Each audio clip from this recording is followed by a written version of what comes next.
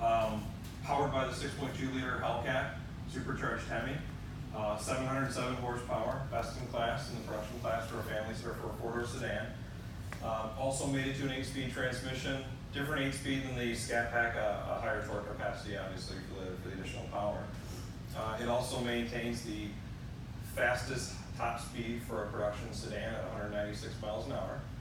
We dropped a little bit from the narrow body. Obviously the additional drag of the wide body does that. Brakes are the same as what we talked about in the Scat Pack, big 6-piston Brembo's in front and 4 pistons in the rear. Again, massive braking power needed for such a powerful car, as well as the fade resistance for laps.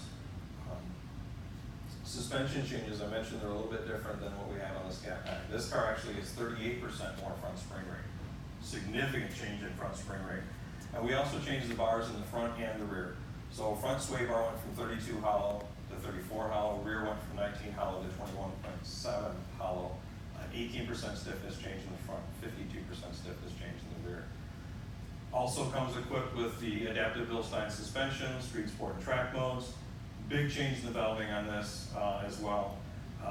Really nice balance though between street sport and track. Again, when you're in sport mode, you're still getting a nice, or when you're in street mode, sorry, you're still getting a nice sporty ride, but it's a very compliant ride. And when we do track mode, we are really, really focused on getting as much grip out of the tires as we possibly can.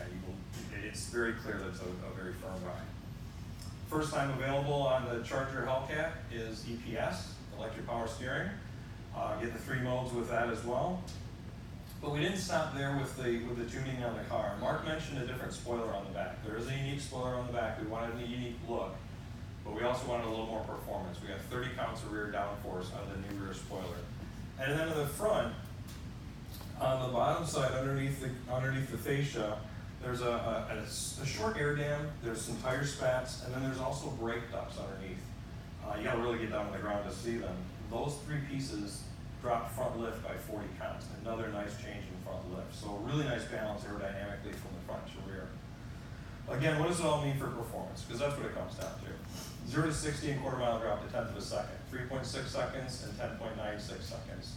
So we have a stock car that's in the 10s now in street tires, 3-season tires. Braking distance dropped 4 feet, 111 feet to 107 feet from 60. And skid pad went from 0.90 Gs to 0.96 Gs. Another significant change on the skid pad.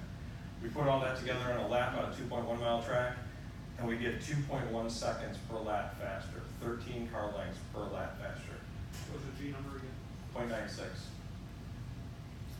The changes on these 2 cars aren't subtle. You guys will notice these changes, steering responsiveness. You'll notice these on the street, and you're really going to notice the drive out power when you come back in the afternoon on the track. And with that, I will turn it over to Ashley.